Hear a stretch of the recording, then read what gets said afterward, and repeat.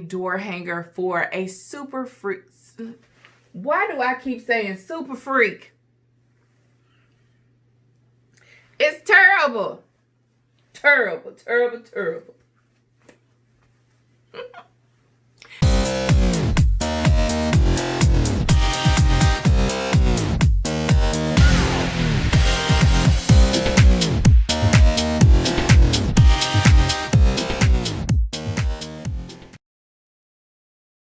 Hello craft cuties and welcome back to my channel. My name is Courtney. If you are new here, welcome. You may as well become a member of the family by hitting the subscribe button, the like button, and the notification bell so that you are notified when I post new videos, which, by the way, is every week. So now that we've taken care of the business, let's get into the reason why you're here.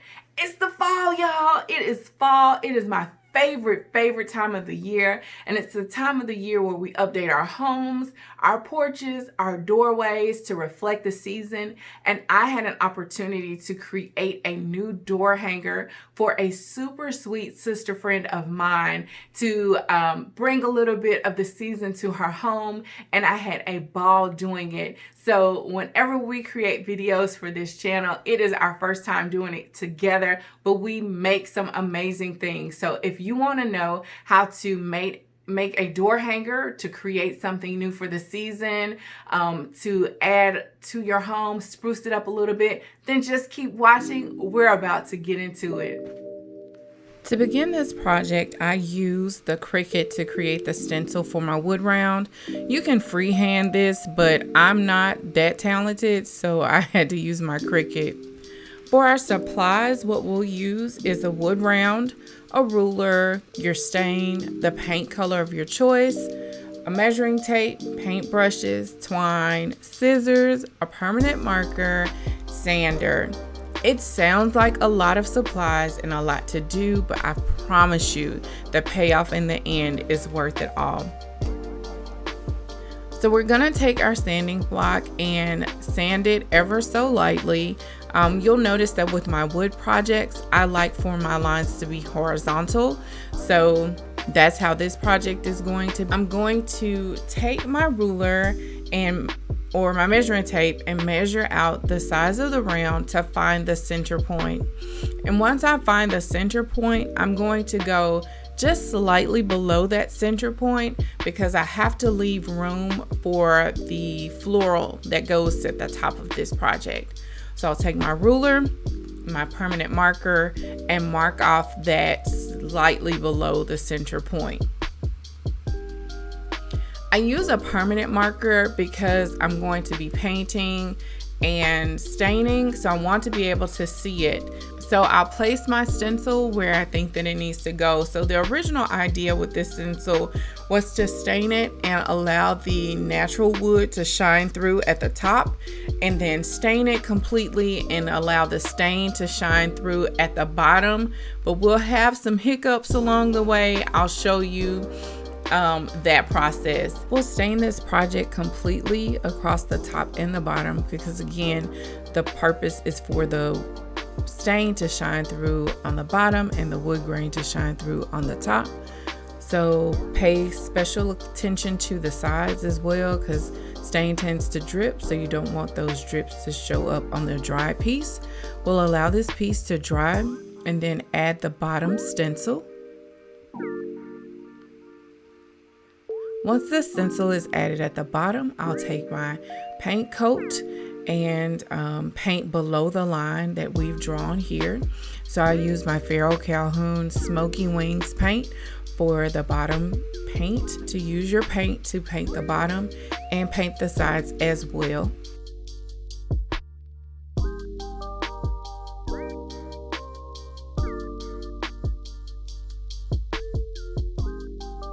Once the stain is dry and the paint is dry, we'll turn the project over and stain the back and allow it to dry, and then we can move on to decorating the front portion of our round. So when I begin to remove the stencil from the round, I wanted that natural wood to shine through, and when I first pulled it off, I was very excited because I thought that I had accomplished that. But as I went through, I realized that not only did the stain bleed through, the paint bled through as well. So I use the paint from the bottom to correct the welcome to the portion at the top, and use the stain to correct it at the bottom. So I was pleased with how it turned out. Again, I do these for the first time and we learn together. I'm going to take the twine to add a farmhouse look to it, and I glue it down in sections. So I'll glue and I'll press the twine down and glue and press the twine down, simply because the glue dries so quickly. And you'll continue this process onto the back of the wood round. How many lines of twine you want to do is strictly up to you. Again, you have creative flexibility with your piece, which is what I love about DIY crafts. You do it however you want to. I think I got to 2 lines of twine and decided, you know what, why not 3? So I went ahead and added a 3rd row of the twine, and I really liked how that look came out. Once you're satisfied with how the front of your round looks, then you can move on to adding the floral and bow portion to the top. So I took some eucalyptus branches and put them together, and we're going to use a burlap bow to cover it.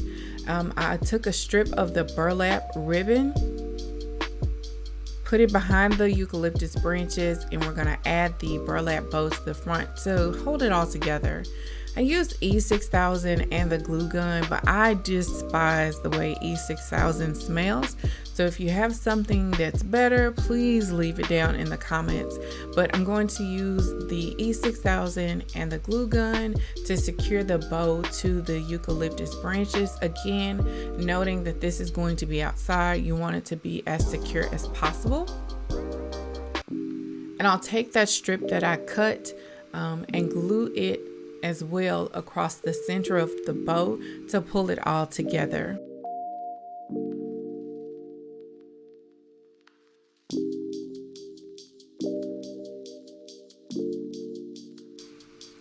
You'll use the glue gun and the E6000 on the front of the bow to secure that strip, and it also creates a center for the bow. You can use the back of a pencil, or in this case I used the back of a paintbrush to add a little pressure to hold the glue down, as well as try and keep the glue off my fingers, which doesn't always work, but the pressure part works. The glue on my finger part doesn't always work.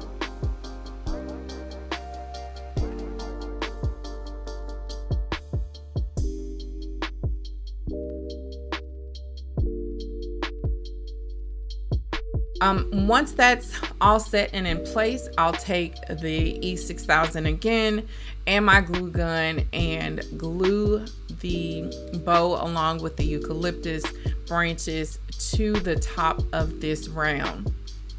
What I end up doing later, when I finished the piece and it was all dried, I took my staple gun and I stapled down the back of the bow, as well as a couple of the eucalyptus branches, just to hold them in place. Again, this is going to be on someone's front door, on their front porch, so I wanted it to stay in place. And this was a gift for a good girlfriend of mine, and I didn't want my gift to fall apart.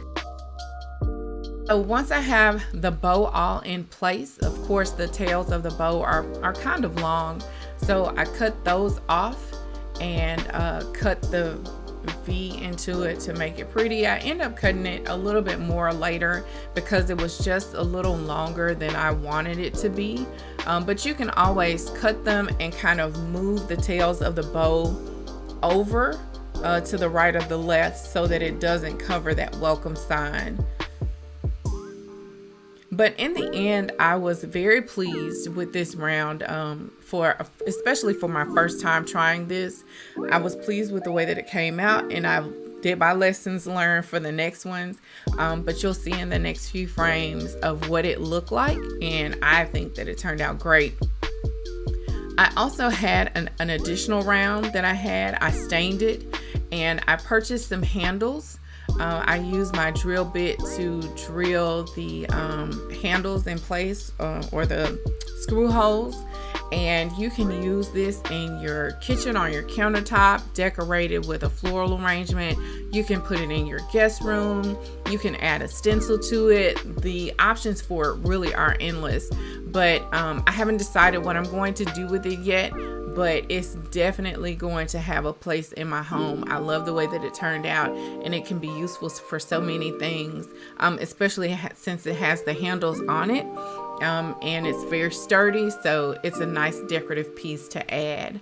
I hope you've enjoyed this video. Please don't forget to like and subscribe. I do videos once a week, so you turn on your notification bell so that you're notified of my next video. So until next time, keep it crafty.